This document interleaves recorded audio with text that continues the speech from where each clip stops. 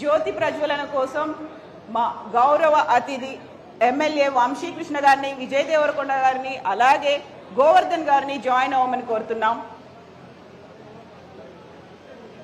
శుభం కరోతి కళ్యాణం ఆరోగ్యం ధన సంపద శత్రు బుద్ధి వినాశాయ దీపర్జ్యోతి నమోస్తుతే.